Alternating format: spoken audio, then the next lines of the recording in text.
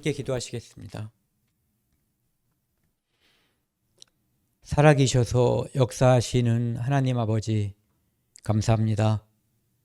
오늘 저희도 하루 종일 또 온종일 하나님 말씀을 상고하고 또 세상 일을 하면서 이 땅에서 살았습니다. 하나님께서 저희를 이곳으로 이 말씀 안으로 인도해 주셔서 우리가 함께 교제할 수 있는 이 시간을 갖게 되었습니다. 감사합니다. 저희는 이 세상에서 헛된 것을 쫓고 눈에 보이는 것에 마음을 두고 살지만 하나님께서는 영생의 선물로 저희에게 확실히 보이는 소망을 주셨습니다. 그 소망을 이 땅에서 가진 저희들이 어떻게 살 것인지, 무엇을 위해 살 것인지 알려주시니 감사드립니다. 오늘 수요 예배 시간을 통해서 하나님께 영광을 돌리고 우리 삶을 돌아볼 수 있는 기회를 허락해 주신 것 또한 감사드리며 이 모든 말씀 우리를 죄악에서 영원히 용서해 주신 예수 그리스도 이름으로 감사하며 기도드렸습니다. 아멘. 안녕하세요. 오늘 변론자 그리스도 이제 이것이 1편부터 8편까지 8부까지 있어가지고 8번째 포부라는 것으로 이제 오늘 마치는 시간입니다. 오늘 제목은 포부, 우리의 영광이냐 하나님의 영광이냐. 전에도 말씀드린 것처럼 이 존 스토트라고 하는 이 작가가 우리에게 굉장히 대답하기 좋은 그런 보기를 준 것 같아요. 종교, 자연이냐 추자연이냐. 우리가 쉽게 하나를 고를 수 있게끔, 그러면서도 우리가 무엇을 선택할 것인가, 그리고 왜 그것을 선택할 것인가에 대해서 마음속에 늘 찔림이 있게끔 또는 늘 기쁨을 있게끔 어떤 이 뒤에 있는 물음표 앞에 있는 것들 두 개 중에 하나를 고르는 거지만 분명한 답을 우리가 알 수 있게끔, 그리고 그 답을 우리 삶 속에서 실현할 수 있게끔 그렇게 보여주신 것 같아요. 오늘 8장에 있는 포부도 역시 우리가 이 세상에서 어떤 꿈이나 또는 계획이 있다면 그 계획이 나 또는 우리의 영광이냐 아니면 하나님의 영광을 위해서 그 포부를 가질 것인가, 답이 뻔한 거잖아요. 하나님의 영광을 위해서. 그런데 그렇게 쉽게 답을 구할 수 있지만 우리 삶이 과연 우리의 영광이 아닌 하나님의 영광이라고 하니 부등호 이렇게 딱 양심에서도 답을 고르는 문제가 뿐만 아니라 양심에서도 그럴 수 있는가를 이제 생각해 보는 그런 시간을 갖도록 하겠습니다. 오늘은 2월 9일이고요. 포부, 우리의 영광이냐 하나님의 영광이냐. 답은 요겁니다. 우리의 영광이 아니라 하나님의 영광을 위해서 우리는 이 땅에서 계획과 희망을 가지고 살아야 한다, 이런 뜻이죠. 포부라는 말은 마음속에 지니고 있는 미래에 대한 계획이나 희망. 어렸을 때 너 포부가 뭐야? 이렇게 어른들이 물어보면은 포부라는 정의는 정확히 몰라도 어떤 사람은 전 뜻이 큰 아이들은 저 대통령 될 거예요. 아니면 뭐 저는 택시 운전수 될 거예요. 저는 아무것도 안 될 거예요. 이런 게 어쨌든 그 사람의 포부거든요. 그러니까 미래에 대한 계획이나 희망, 이것이 나를 위한 것인가, 나의 영광을 위한 것인가, 아니면 나를 구원하신 하나님을 위한 것인가, 이런 거에 대해서 우리가 오늘 한번 생각을 해보자는 거죠. 오늘도 이제 여기를 한번 봤어요. 찾아보니까 포부라는 말을 중심으로 이제 우리가 떠올릴 수 있는 말들이 계획, 두 번째는 경륜. 이 경륜이라는 말이 굉장히 어려운 말이잖아요. 사전을 찾아보면은 일정한 포부를 가지고 일을 조직적으로 계획함. 읽어도 어렵죠. 다시 한번 읽어드릴게요. 일정한 포부를 가지고 일을 조직적으로 계획함, 또는 그 계획, 또는 그 포부, 이렇게 나와 있어요. 그런데 그냥 우리가 포부, 경륜, 계획 이런 것들을 이렇게 섞어서 의미를 정확하게 아는 것보다 그 의미에 부합한 삶을 사는 게 더 중요할 것 같아요. 꿈, 희망, 내 포부가 뭐야? 그러면 내 꿈이 뭐야? 내 계획, 나중에 너 뭐 되고 싶어? 내 경륜, 이거 물어볼 때 요것과 이렇게 연결된 그런 낱말들이거든요. 제가 이제 요 변론자 그리스도가 오늘 이제 8장 마지막이라고 말씀을 드렸는데요. 포부라는 말을 저 나름대로는 꿈이라는 말과 가장 가깝다라고 생각을 하고, 오늘은 이 변론자 그리스도에서 이렇게 이 스토트라고 하는 사람이 작가가 생각한 그 포부와 연결이 되기도 하지만 저 나름대로 그 제목, 꿈이라고 하는 제목을 가지고 이제 함께 시간을 나누고요. 그 다음에 뒤에 나머지 시간에는 그 변론자 그리스도 그 8장에 나와 있는 부분을 요약하는 그런 시간을 갖도록 하겠습니다. 창세기 37장 19절에 보면은요, 그 요셉이라고 하는 사람은 야곱의 12아들 중에서 11번째 아들이에요. 그 11번째 순번은 뒤로 이렇게 쭉 쳐져 있지만 야곱이 사랑하는 아내가 넷이었는데 그 중에서 야곱이 특별히 더 많이 사랑했던 아내 라헬에게서 낳은 첫 번째 아들이죠. 그래서 가장 사랑하는 아내에게서 낳은 첫 번째 아들이다 보니까 특별하게 사랑했던 것 같아요. 편애한 거죠. 그러다 보니까 그 형들이 그 동생을 미워하게 되는데, 그 미워하게 되는 데에는 단지 아버지가 편애했다는 이유뿐만 아니라 그가 아버지에게 뭔가 그 형들에 관한 정보, 좋게 말하면 정보지만 잘못을 이렇게 일러바치는, 그 아버지가 시켰겠죠. 어쨌든 그런 일을 했기 때문에 이제 미워하게 된 그런 것으로 이제 성경에는 묘사가 되어 있거든요. 근데 이 11번째 아들 요셉이 하나님께서 그에게 꿈을 꾸게 해주신 거예요. 어떤 미래에 있을 일, 그것을 두 번에 걸쳐서 보여준 거죠. 한 번은 곡식단이 12단이 있는데 12단이요. 그 중에서 11단이 11번째 단에게 절을 하는 꿈을 꾼 거예요. 그런데 이 철이 없는 요셉이 자기 형들에게 그 얘기를 해버린 거예요. 듣고 기분 좋을 형이 없겠죠. 형들이 없을 거예요. 그것은 형들이 언뜻 생각해봐도 11번째 자기에게 형들이 나중에 넙죽 엎드려서 절을 한다, 이런 얘기거든요. 자기는 높이 되고 형들은 그에게 절을 하는 존재에 불과할 것이다. 또 꿈을 꿨는데 해와 달과 11별이 그에게 엎드리는 꿈을 꾼 거예요.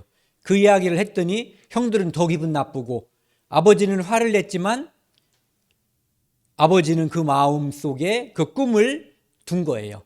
하나님께서 아브라함을 통해서 역사하시고 이삭을 통해서 역사하시고 야곱, 즉 하나님께서 바꿔주신 이름 이스라엘 통해서 역사하셨는데, 이제 하나님께서 내 사랑하는 11번째 아들 라헬에게서 낳은 요셉을 통해서 뭔가 꿈을, 뭔가 계획을 갖고 계신가 보다, 이렇게 짐작을 한 거죠.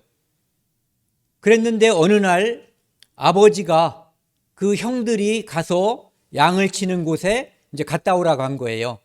잘 있는지, 양들이 잘 있는지, 형들이 잘 있는지, 아들들이 잘 있는지 와서 이제 보고를 하게 되는 거죠. 근데 가봤더니 그 자리에 없어요.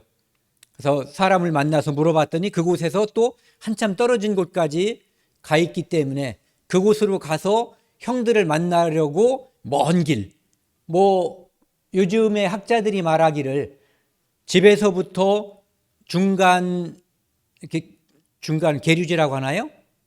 이렇게 돌아서 간 그곳까지 다 합치면은 100km 이상 움직였을 거라고 하더라고요.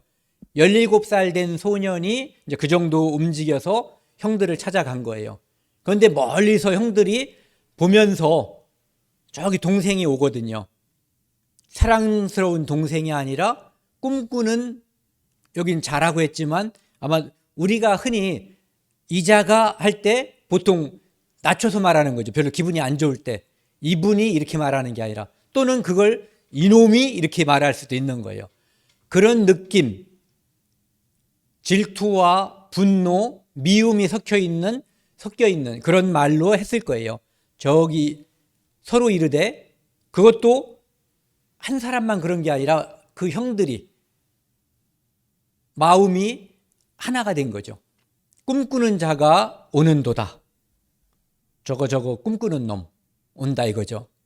자, 바로 계획이, 그들의 마음이 하나가 됐어요.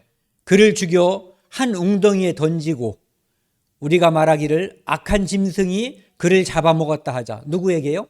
아버지에게는 이렇게 거짓말로 보고하자, 이런 얘기죠. 그의 꿈이 어떻게 되는지 우리가 볼 것이니라.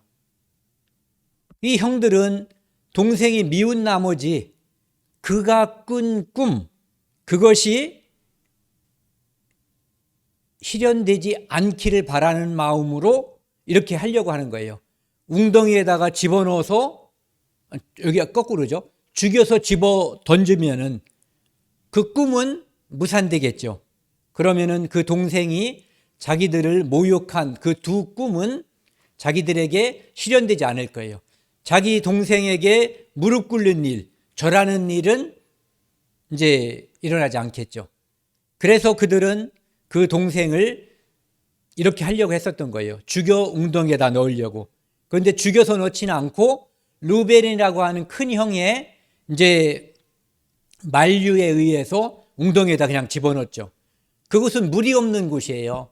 그래서 시간이 지나면 누가 구해주지 않는 한은 이제 물을 못 먹고 먹을 수가 없어서 굶어 죽고 목말라 죽게 되는 그런 곳에 던져버린 거예요. 그런데 유다라고 하는 이제 네 번째 아들이 얘를 죽일 게 뭐 있냐 그러면서 팔아먹자라고 한 거예요. 파는 데 목적이 있었던 것이 아니라 그를 여기다 두고 가면 죽는 게 확실하잖아요. 그러니까 살리기 위해서 팔아먹자고 한 거예요. 그래서 마침 지나가는 이제 그 미디안 상인들에게 그를 노예로 팔아버린 거예요. 그러면서 그들이 이 말, 그의 꿈이 어떻게 되는지 우리가 볼 것이니라. 그에게 꿈을 주신 분은 하나님이세요. 요셉이 내가 이런 꿈 꿔야지, 그리고 이 꿈을 형들에게 말하고 아버지에게 말해서 미움을 사거나 희망을 줘야지, 이렇게 한 게 아니에요. 이 꿈은 하나님께서 요셉에게 또는 하나님께서 야곱에게 주신 꿈이거든요. 근데 그 말씀 잘못 드렸고요. 형들은 그 꿈이 실현되지 않기를 바라는 거예요. 그래서 죽이려고 했다가 노예로 팔아먹은 거죠. 이 땅에서는 수많은 사람들이 크리스찬이 되면은 꿈을 꿔요. 내가 어떻게 살 것인가? 또 어떻게 살아야 되겠다. 그리고 그 꿈의 범위를 정하죠. 어떤 사람들은 내가 적어도 우리 가족들은 다 전도를 해야 되겠다. 아니면 내가 우리 직장에 있는 사람들을 다 전도해야 되겠다. 또 어떤 계획들을 세워요. 그런데 내가 세운 이 계획은 나의 계획이 아니라 원래 하나님의 계획이죠. 하나님께서는 한 사람이 구원을 받으면 그 사람이 그 집안에 떨어진 복음의 씨를 보는 거예요. 그래서 주 예수를 믿어라, 그리하면 너와 네 집이 구원을 받으리라. 이러한 원리, 하나님의 약속에 의해서 한 사람이 그 집안을 구원하게 되는 역사를 이루게 되는 거거든요. 그런데 그것이 하나님의 계획인데 그 계획을 무산시키려고 하는 자들이 바로 이제 사탄, 마귀들인 거죠.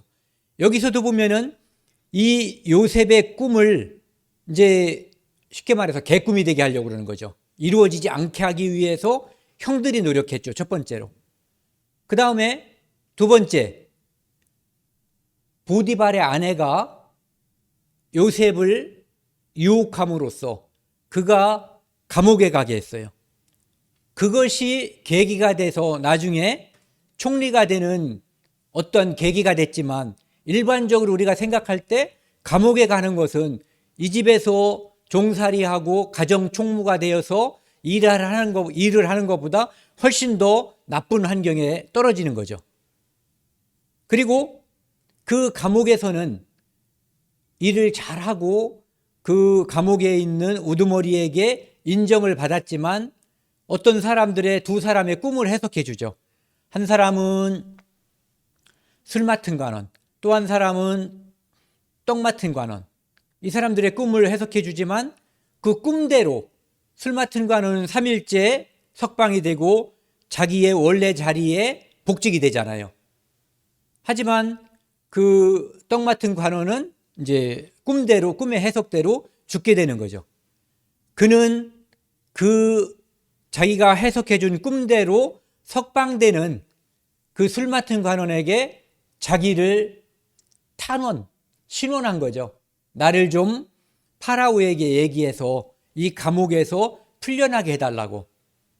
그런데 그가 그의 부탁을 잊어버린 거죠. 잊게 한 것이 아마도, 아니 틀림없이 하나님이실 거예요. 특별할 때, 결정적인 시기에 요셉을 들어서 높이기 위해서 하나님께서 그 술 맡은 관원으로 하여금 그 당시에 잊게 만들어 버렸을 것 같아요. 어쨌든 그는 생각하지 못하고 잊어버렸어요. 나중에 그것을 파라오에게 고백함으로써 파라오가 특별한 꿈을 꾸었을 때, 그 꿈 때문에 꿈의 해석을 갈망할 때, 그 꿈이 분명히 악몽이거든요. 우리가 말하는 흉몽이죠. 하지만 그 꿈의 해석이 무엇인지 몰라서 많은 사람들에게 물었지만 아무도 대답할 수 없을 때, 그러니까 이게 바로 이제 영화나 소설로 따지면 절정으로 올라가는 거죠. 크라이막스로. 그때 갑자기 이 사람이 옛날에 그 생각이 난 거예요. 술 맡은 관원이 자기가 감옥에 있을 때 꿈을 꿨는데, 그 꿈대로 자기는 석방이 되고 떡 맡은 관원이 죽었던 그 일을 추억하면서 파라오에게 이 꿈을 이제 그에게 부탁하면 해석할 수 있을 것이다. 그래서 요셉이 이제 갑자기 뭐라 그래요? 천거됐다고 할까요? 발탁됐다고 할까? 그래서 이제 왕 앞에, 파라오 앞에 오게 된 거죠. 파라오가 그 꿈의 해석을 해주고, 그리고 그 꿈의 해석뿐만 아니라 앞으로 될 일에 대한 계획, 앞으로 그 일을 맡아서 할 사람, 즉 7년 동안 큰 풍년이 있을 때 많은 식량을 비축해서 7년 흉년 동안을 대비해야지 된다라고 하는 대비책까지 이제 제시하게 되는 거죠. 그때 파라오가 요셉에게 총리 자리, 즉 그 일을, 애굽을 극한 흉년으로부터 건져내는 그 일을 내가 맡아서 해달라고 하면서 요셉을 총리를 시켜주는 거죠. 창세기 41장에 보면은 바로가 요셉에게 이르되 내가 너를 애굽 땅의 총리가 되게 하노라. 그래서 총리가 된 거예요. 갑자기. 이 꿈은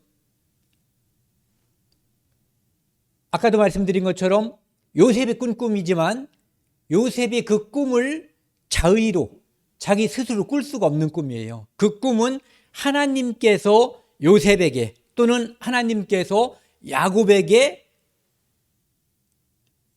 먼 훗날 미래에 일어날 일에 대해서 알려주신 거죠.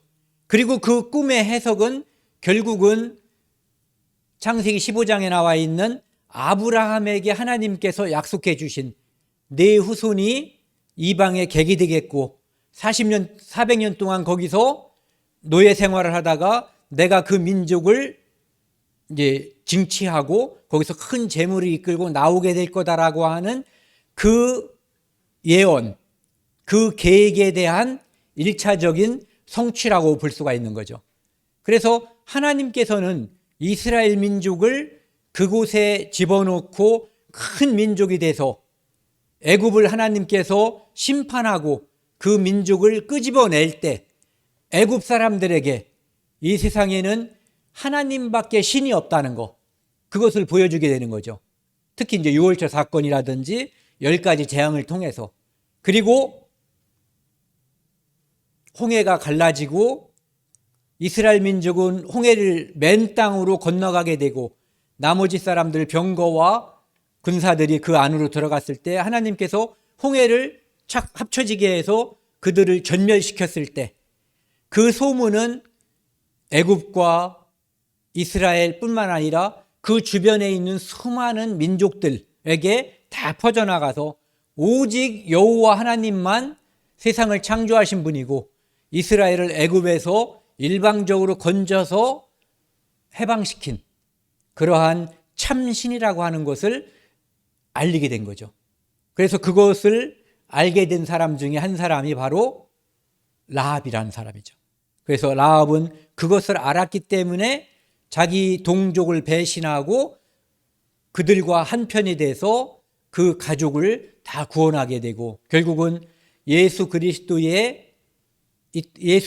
이 땅에 태어나는 모태 중에 하나가 된 거예요.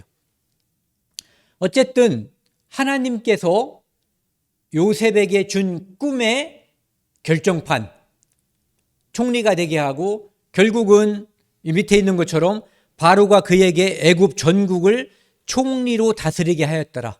이렇게 돼서 실제로 그 가뭄이 들었을 때 7년 동안 풍년이 되었을 때 애굽은 하나님께서 미리 파라오를 꿈꾸게 했고 요셉을 통해서 꿈의 해석을 하게 하고 또 요셉을 통해서 대비를 하게 했잖아요. 그래서 많은 식량을 비축했고 흉년이 들기 시작하고 2년째 되었을 때 가나안과 이 애굽은 뭐 걸어서 한 일주일 정도 거리 이 정도 떨어져 있다고 하니까 그곳에도 풍년이 지난 다음에 이제 흉년이 들었겠죠.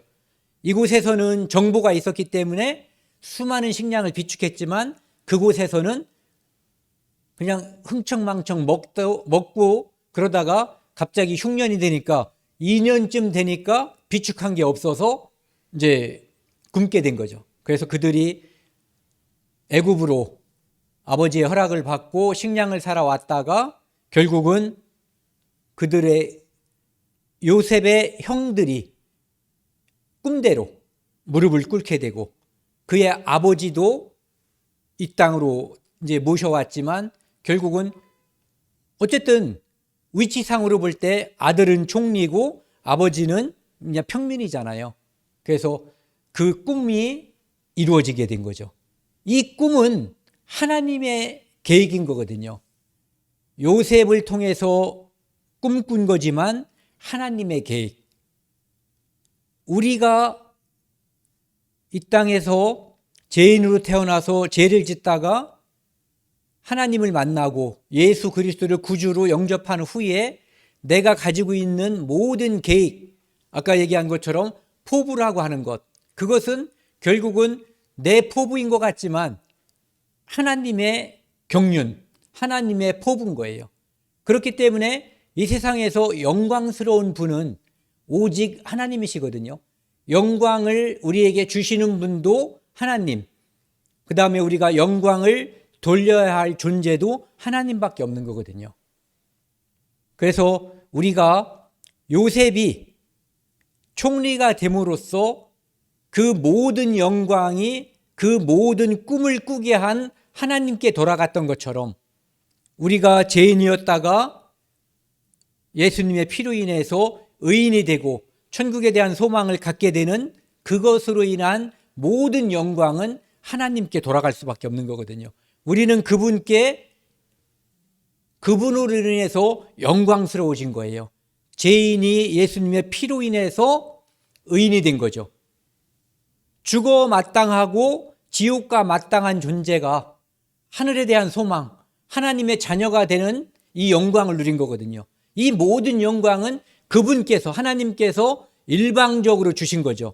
나의 어떤 의로움, 나의 착함, 선행 이런 것과 전혀 관계가 없게 주어진 거예요. 그렇기 때문에 그 모든 영광은 하나님께 마땅히 돌려야 하는 것이 마땅한 거죠. 여기 누가복음 점을 뺐네 여기요. 4장 17절에서 21절 보면은요. 이 예수님께서 이사야 선지자의 글을 이제 찾아가지고 이 말씀을 알려주신 거예요. 18절, 19절 같이 한번 읽겠습니다. 천천히요. 시작. 주의 성령이 내게 임하셨으니 이는 가난한 자에게 복음을 전하게 하시려고 내게 기름을 부으시고 나를 보내사 포로된 자에게 자유를, 눈먼 자에게 다시 보게 함을 전파하며 눌린 자를 자유롭게 하고 주의 은혜의 해를 전파하게 하려 하심이라 하였더라. 성령이 내게 임하셨으니, 이것은 예수님께 성령이 임한 것, 그리고 우리로 따지면은 우리 죄인에게 제사함으로 말미암는 구원을 알게 하면서 성령이 우리에게 임한 거거든요. 그래서 또 예수님께서 이 땅에서 하시는 사역과 우리가 성령이 우리에게 옴으로써 우리가 임마누엘, 하나님이 우리와 함께 계시는 자가 된 거거든요. 그것으로 인해서 우리가 해야 할 일이 똑같아요. 여기 보시면은 가난한 자에게 복음을 전하게 하시려고 내게 기름을 부으시고, 우리에게 성령이 오셨잖아요. 나를 보내사 포로된 자에게 자유를, 내가 구원받는 즉시 내 주변에 아직도 마귀의 포로된 자들이 있어요. 마귀의 올무에 묶여있는 자들, 그들에게 자유를 주는 게, 자유를 알려주는 거죠. 우리가 말씀을 통해서 눈먼 자에게, 눈 뜨고 세상을 바라보고 똑똑하다고 하면서 많은 것을 판단하지만 실제로 정작 중요한 하나님과 복음과 구원과 영생에 대해서는 눈 감은 자들에게 우리는 다시 보게 함을 전파하는 거예요. 그리고 죄에 눌려서 이 세상에서 어깨를 펴지 못하고 사는 사람들에게 죄사함으로 말미암는 자유, 구원, 이것을 알게 해주는 거죠. 그리고 궁극적으로 하나님의 은혜의 해를 전파하는 거예요. 이 세상에서 하나님의 은혜를 전파하는 것, 아직 그 사람들이 악해서 지옥 가는 게 아니라, 첫 번째는 죄인이기 때문에 지옥 가지만 하나님께서는 예수 그리스도를 이 땅에 보내주셔서 그들의 죄와 관계없이 심판을 면제하는 방법을 제시했잖아요. 그렇기 때문에 이 땅에서 누군가가 심판을 받고 지옥 가는 것은 그들의 죄 때문이 아니라 예수 그리스도의 은혜를 믿지 않기 때문에, 그것을 모르기 때문이라고 볼 수 있거든요. 그래서 우리가 맡은 일, 이것이 바로 이 일과 완전히 연결이 되어 있는 거죠.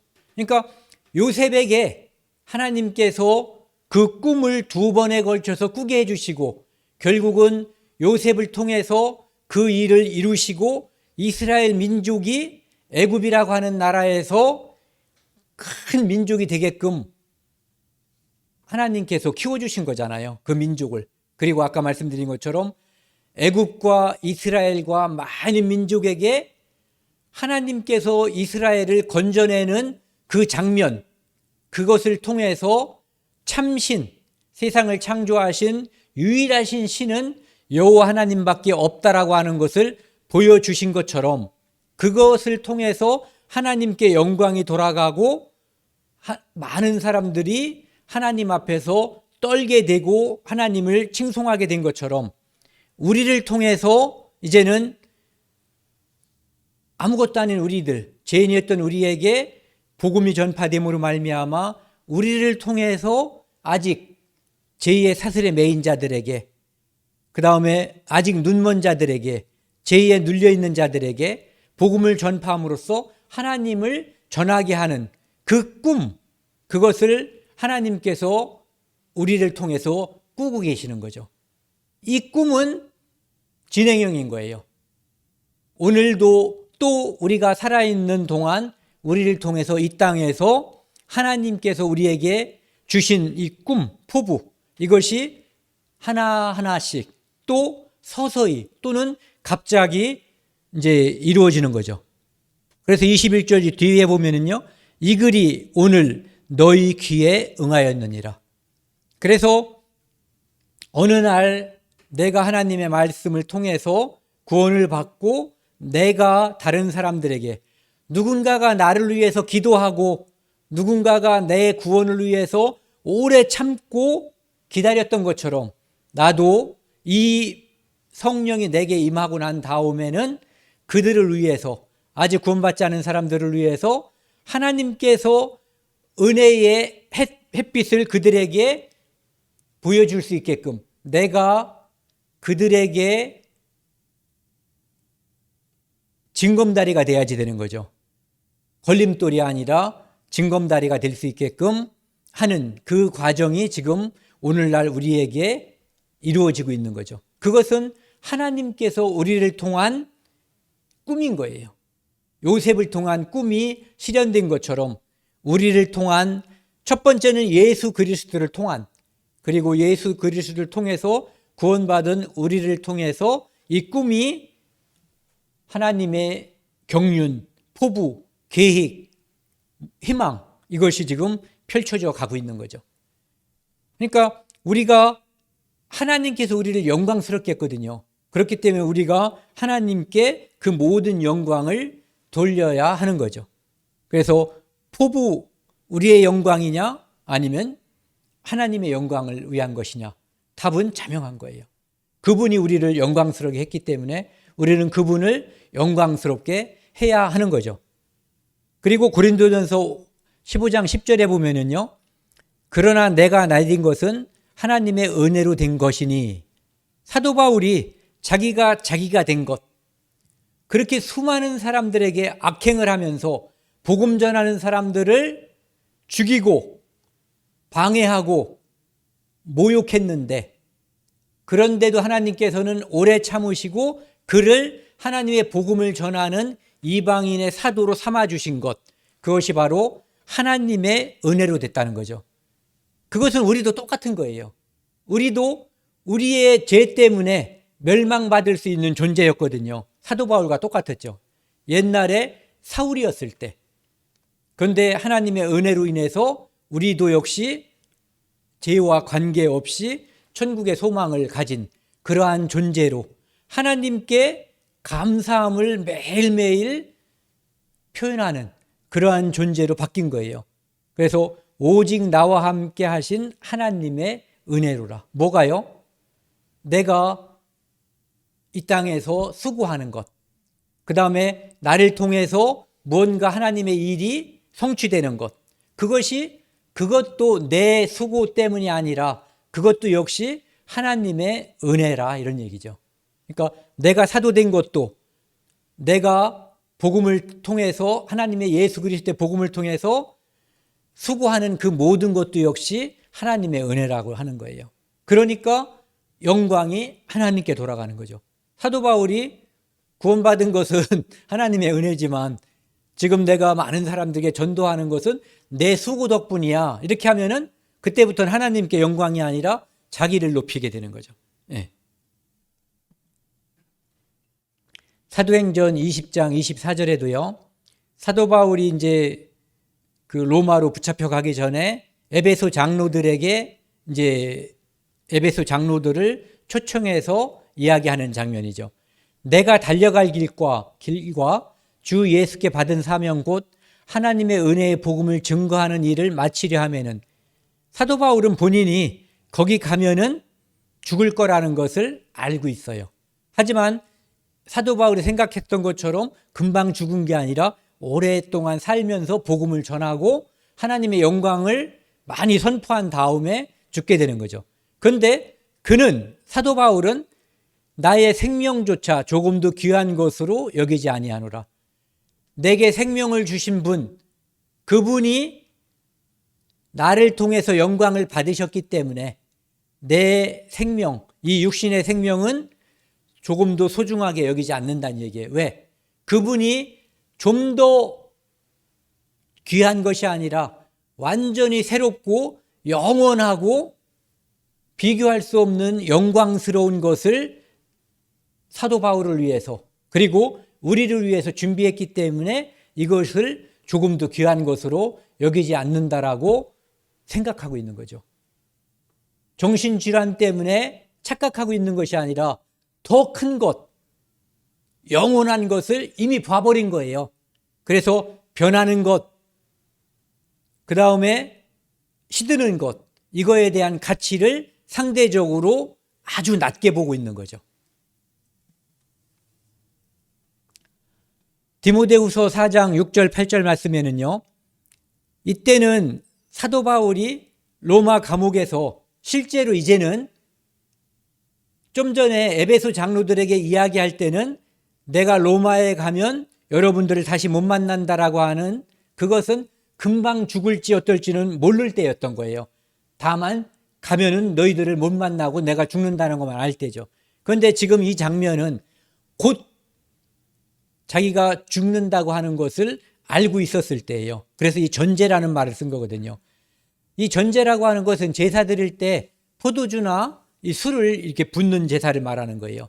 그러니까 이것은 단독으로 제사를 드리는 것이 아니라 다른 제사를 드릴 때 붓는 거죠. 그런데 전제와 가치라고 한 것은 바로 자기 자신이 죽어서 핏부림이 될 거다라고, 피 흘림이 될 거다라고 하는 것을 이미 알고 있는 상태예요. 내가 떠날 시간이 가까웠다라고 하는 거고, 그래서 나는 선한 싸움을 싸우고 나의 달려갈 길을 마치고 믿음을 지켰으니, 믿음을 지켰다고 하는 것은 하나님께서 우리 믿음을 지켜주시는 거예요. 내 믿음을 내가 지키는 게 아니라 하나님께서 지켜주시기 때문에 우리는 이 믿음에 의해서 천국 가는 거거든요. 그분이 믿음을 주신, 선물을 주신 분이기 때문에요. 그러면 우리는 여기서 말하는 이 믿음을 지켰다고 하는 것은 사도 바울은 믿음대로 언행일치가 되게 살았다고 하는 거죠. 그러니까 그 믿음을 실질적으로 행동을 통해서 증거하고 보여줬다는 뜻이에요. 이 8절에요. 이제후로는, 이 8절 같이 한번 읽겠습니다. 시작. 이제후로는 나를 위하여 의의 예비관이 면류관이 예비되었으므로 주 곧 의로우신 재판장이 그날에 내게 주실 것이며 내게만 아니라 주의 나타내심을 사모하는 모든 자에게도니라. 예. 사도 바울뿐만 아니라 예수 그리스도로 인해서 구원받고 그의 죽음과 부활을 선포하는, 그의 죽음과 부활을 증거하기 위해서 이 땅에서 고난받은 모든 사람들을 위해서 하나님께서는 면류관을 준비했거든요. 참 신기하고 대단한 거죠. 우리가 무엇을 잘해서 구원한 게 아닌데, 우린 구원받은 것만 가지고도 감사하고 감사한 일인데, 그분이 우리에게 그렇게 큰 영광, 구원이라고 하는, 영생이라고 하는 영광을 주셨는데, 그것을 받은 우리가 그것을 전하고 이 땅에서 수고한 것에 대한 대가, 그것을 상으로 면류관을 주신다는 거예요. 이런 것은 안 주셔도 우리는 당연히 그 일을 해야 되는 거거든요. 그런데 그분께서는 우리에게 사도 바울뿐만 아니라 그날에 내게 주실 것이며 내게만 아니라 사도 바울뿐만 아니라 주의 나타나심을 사모하는 모든 자에게도니라. 즉 예수 그리스도, 하나님께 영광을 돌린 이 땅의 내 삶의 목표를 하나님께 영광을 돌리는 일로 삼은 모든 사람들에게 면류관을 주신다라고 약속했다는 거죠.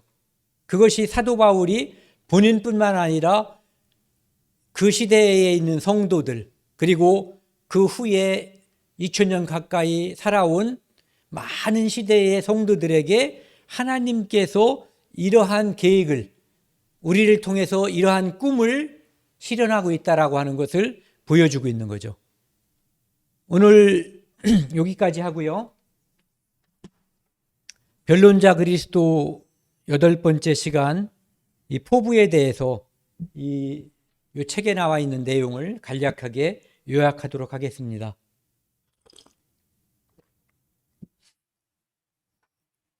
포부 우리의 영광이냐 하나님의 영광이냐 이렇게 되어 있고요.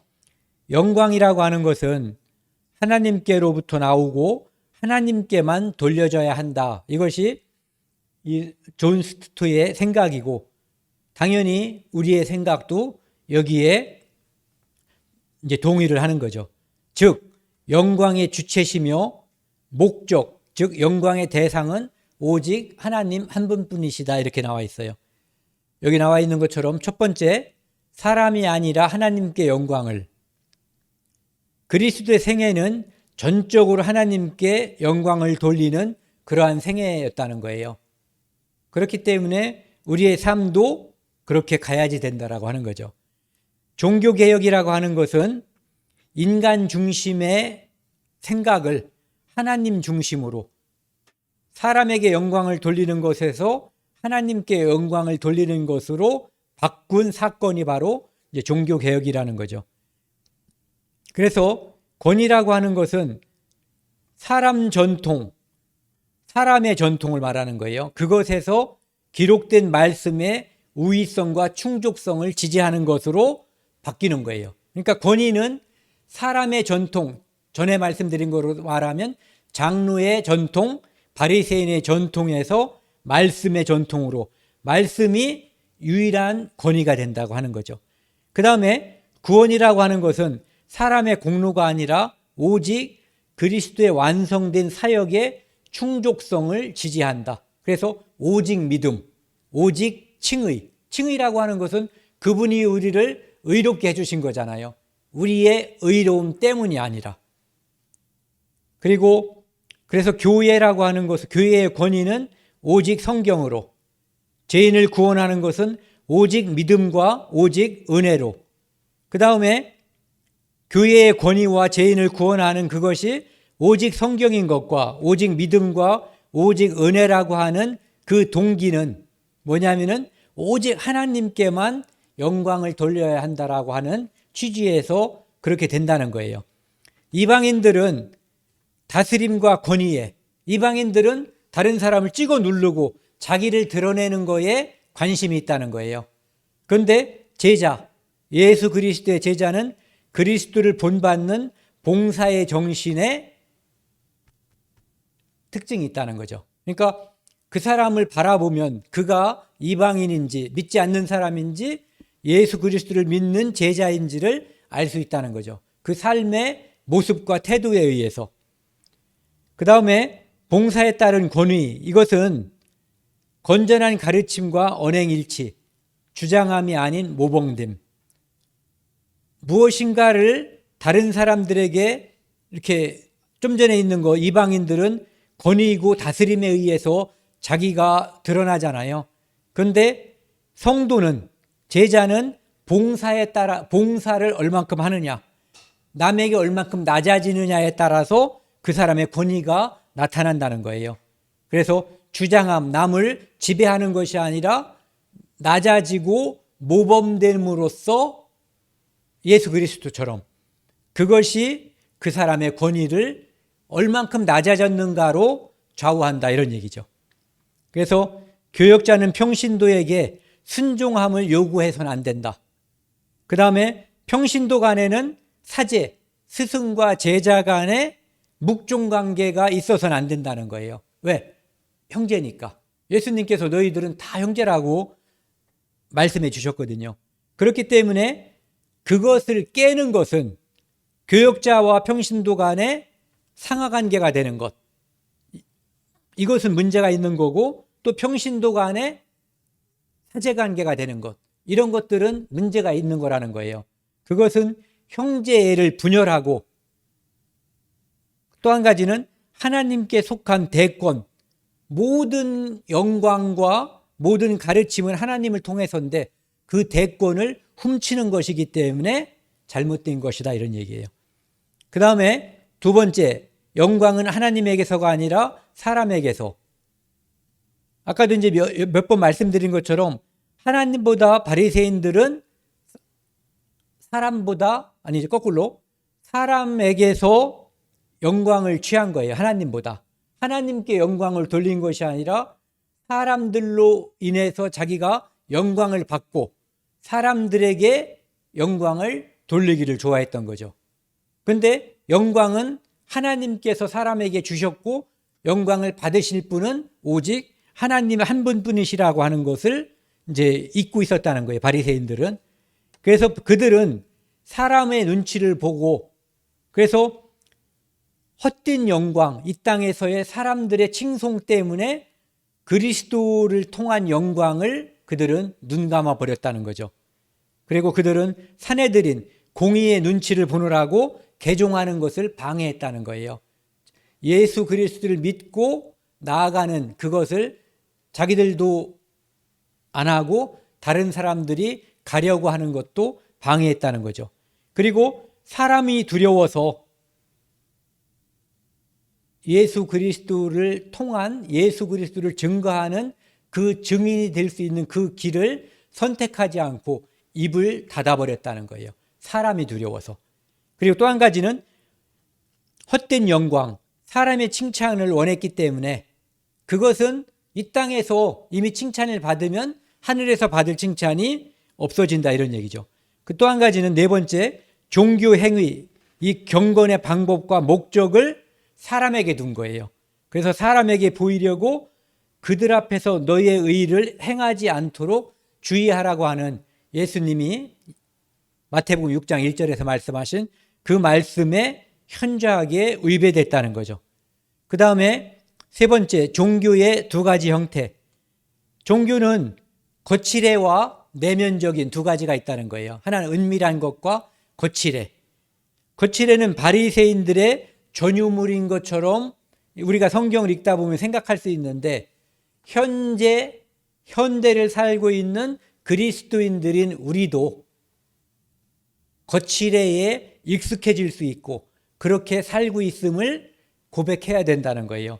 그런 것들에 익숙해져 있다는 거예요. 남들이 나를 알아주기를 바라는 마음으로 무언가를 할 수 있고 한다 이거죠. 바리새인들은 구제할 때 나팔을 불었어요. 내가 누군가에게 주면은 빰빠라빰빰 해놓고 다른 사람이 여기서 이렇게 얻어가는 모습을 보여준 거죠. 그 다음에 기도할 때 집에서 골방에서 기도한 게 아니라 사람들이 많이 돌아다니는 사거리에 가서 이렇게 하고 기도하는 거예요. 그러면 저 사람은 참 기도를 많이 하는 사람인가 보다, 사람들에게 영광을 받고 싶어 했던 거죠. 또 금식, 내가 금식하고 있음을 수염을 안 깎고 머리를 안 감고 세수를 안 하고 이런 식으로 해서 다른 사람들로 하여금 저 사람은 믿음이 좋은가 봐, 지금도 금식하느라고 몰골이 저 모양이야, 이런 것을 드러내고 사람들로 하여금 그것을 알아주기를 기대했다는 거죠. 그 다음에 종교의 두 가지 형태, 이것은 오타입니다. 종교의 두 가지 동기, 위에 거가 형태고 밑에 것은 두 가지 동기입니다.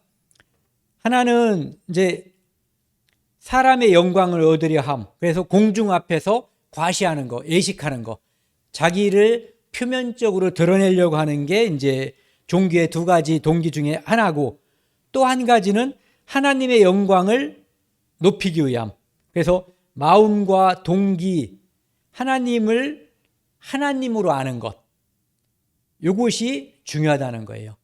우리가 하나님께 영광을 돌린다고 하는 것은 하나님을 하나님으로 아는 것, 그것이 하나님께 영광을 돌릴 수 있는 마음의 첫 번째 단계라는 거죠. 그것이 아니면 하나님을 하나님으로, 그러니까 하나님은 전지전능하시다, 하나님은 우리의 내밀한 것도 다 알고 계시다, 이런 것을 알아야만 위에 있는 것처럼 사람들 앞에서 자기를 과시하려고 하지 않고 예식하려고 하지 않는다는 거죠. 그리고 기도, 금식, 구제에 대해서 이야기하고 있는데, 타인과 자신에 대한 태도, 의무가 또한 하나님께 대한 의무임을 알고 행함. 여기 나와 있는 이 세 가지가 타인에 대해서 또는 자신에 대해서 꼭 필요한 의무인 거예요. 기도도 해야 되고 금식도 해야 되고 구제도 해야 돼. 그런데 그것뿐만 아니라 하나님께 대한 의무인 것도 알아야 된다는 거예요. 그래서 사람에게 보이려고 그들 앞에서 너희 의를 행치 않도록 주의하라. 이것은 기도 금식에 대해서 허영을 지적한 거예요. 기도와 금식을 하지 말라는 게 아니라 기도와 금식을 어떻게 하는 거에 대해서 지적한 거죠. 또 이같이 너희 빛을 사람들 앞에서 비추게 하여 저희로 너희 착한 행실을 보고 하늘에 계신 너희 아버지께 영광을 돌리게 하라. 이것은 구제, 선행에 관한 문제를 말하는 거예요. 그러면은 선행에 대한 비겁을 지적한 거예요. 선행을 하는 것과 안 하는 것, 하는 게 중요하죠. 그리고 한다면 보이지 않게, 이것을 말하는 거예요. 그러니까 선행을 하지 말라는 의미가 아니라는 거죠. 그래서 선행은 해야 되는데 하는 걸 이왕 하는 거면 숨겨서 보이지 않게 하라는 거죠. 예. 그 다음에 하나님의 영광을 위해 경건, 즉 기도는 은밀하게 하고 선행과 구제는 하되 나타내야지 된다. 이것은 무슨 의미냐면은 꼭 해야 된다는 전제를 말하는 거예요. 다른 사람들 앞에 나타내야 된다는 말이 아니라 실행해야지 된다라는 의미로. 그 다음에 5번째요. 종교의 2가지 보상. 바리새인들은 사람에게서 영광을 구했어요. 그렇기 때문에 이 땅에서 이미 칭찬과 갈채를 받았어요. 그러니까 저곳에서 받을 게 없다는 말씀을 예수님이 하시는 거예요. 그리스도인들은 보시기도 하고 갚으시기도 한 하나님께서 갚으심을 믿음. 그러니까 그분이 내세에 우리에게 주실 것, 갚으신다라고 하는 것을 약속하셨기 때문에, 면류관을 약속하셨기 때문에 그것을 믿는다는 거예요. 그럼 이 땅에서의 참된 기쁨은 없느냐? 이 땅에서도 있다는 거죠. 즉각 주시는 신령한 보상이 있다는 거예요. 그거는 뭐냐면은 주는 것보다 받는 것이 복이 있다라고 하는 말씀에 따른 우리의 기쁨, 즐거움이 있다는 거죠. 그 다음에 새 힘, 새 영을 받게 된다. 즉 날마다 힘을 주시고 날마다 새롭게 된다는 거예요. 무엇을 할 때? 그리스도인으로서 올바로 살 때. 기도와 금식은 숨어서 하고 구제도 역시 숨어서 하되 반드시 할 때. 예. 그 다음에 이 땅에서 성령의 열매가 맺힘으로 이 땅에서도 역시 기쁨과 희락을 누릴 수가 있다는 거죠. 그 다음에 6번째, 현대의 바리새주의와 그 구제책. 영광은 오직 하나님께로부터 오며 하나님께만 드려져야 한다. 사람이 받으면 우상숭배다. 왜? 사람이 하나님 아닌 누군가, 사람이 사람을 숭배하니까 이것은 우상숭배라는 거예요. 보이는 사람을 경배하는 거기 때문에. 유일하신 하나님께 돌아갈 영광을 사람께 돌리는 거기 때문에 돌리는 사람과 받는 사람에게 다 문제가 생긴다는 거죠. 그 다음에 죄라고 하는 것은 사람이 자율권을 갈망하는 것. 이 교육이 바로 이거거든요. 현재 우리가 받고 있는 교육, 바람직한 인간상은 너희가 부모님으로부터 독립해서 잘 사는 것, 독립하는 것을 마치 목표로 하는 것처럼 가리키거든요. 그런데 죄라고 하는 것은 사람이 자율권, 즉 하나님으로부터의 독립을 갈망하는 것, 이게 죄거든요. 나는 당신과 당신의 속박에 얽매이지 않고 내 마음대로 내 힘과 내 능력으로 살고자 하는 것, 이게 죄라는 거예요. 그리고 바리새주의라고 하는 것은 바리새주의가 즉 자기를 영광스럽게 하고 또 다른 사람에게 영광을 돌리려고 하는 태도, 특히 자기가 영광을 받으려고 하는 태도가 바리새주의죠. 이것을 하나님을 믿는, 예수 그리스도를 믿는 그 믿음에 굴복시키려면 하나님을 하나님으로 인정할 때만 이것이 굴복이 된다는 거예요. 하나님을 하나님으로부터 하나님으로 인정하는 것, 그 속성을 우리가 안다면 감히 우리가 하나님께로 나아갈 그 영광을 가로챌 수 없다, 그런 얘기죠. 그래서 창조주와 심판자로 하나님을 알아야 된다. 창조주로 첫 번째, 두 번째 심판자로, 그 다음에 두 번째 나의 근원으로, 나를 만드신 분, 창세 전에 우리를 구원하시기로 계획하신 분, 그 다음에 세 번째 나의 돌아갈 끝, 내가 그분 앞에 선다는 거, 반드시 그리스도의 심판대 앞에 서고 내가 영원한 천국에 간다라고 하는 것을 안다면, 그곳에서 진정한 선악간의 계산, 모든 것이 그곳에서 이루어진다라는 것을 안다면 이 땅에서의 영광, 이 땅에서의 이익, 이런 것에 집념을 거두어야 된다는 거죠. 그래서 이 결국은 이제 포부, 우리의 영광이냐 하나님의 영광이냐, 이것은 그 모든 영광의 주인이신 하나님께 돌려야 된다는 거죠. 왜? 이 생명의 주인도 하나님이시고 생명을 주신 분이 하나님이시거든요. 그리고 이 생명이 취하실 분도 하나님이시거든요. 그렇기 때문에 그분이 주신 모든 영광, 이 모든 것을 그분에게 다시 돌려야 된다는 거죠. 예수 그리스도께서 그렇게 사신 분이에요. 그래서 그분을 본받는다는 것이 바로 그런 의미라고 하는 거죠. 오늘 여기까지 하고요. 변론자 그리스도는 오늘로 마치겠습니다. 그리고 다음 주부터는 수요일 날 무엇을 할 건가 고민을 많이 했는데, 크리스찬들이, 우리 믿는 사람들이 알면은 좋을 만한, 그러니까 교리의 바탕을 둔 그런 것들, 그러니까 그런 것들을 만약에 이제 긴 거 같으면은 토막을 내 가지고 한 30-40분 정도 이 정도로다가 해서 이렇게 진행을 해보려고 합니다. 그러니까 조직 신학에 나와 있는 일테면은 그런 제목들, 그런 내용들에 대해서 한번 해보려고 그래요. 그래서 그런 것을 함께 나누고, 그것이 신학적인 문제가 아니라 실제로는 여기에 나와 있는 것을 잘 정리한 거거든요. 그래서 그 정리가 우리에게도 필요하기 때문에 그런 것을 하면은 아마 올해까지 끝까지 해야 되지 않을까 생각이 됩니다. 함께 기도하시겠습니다. 하나님 아버지, 감사합니다. 오늘 변론자 그리스도 포부에 대해서 우리의 영광이 아니라 하나님의 영광을 위해서 산다는 것을 함께 나누었습니다.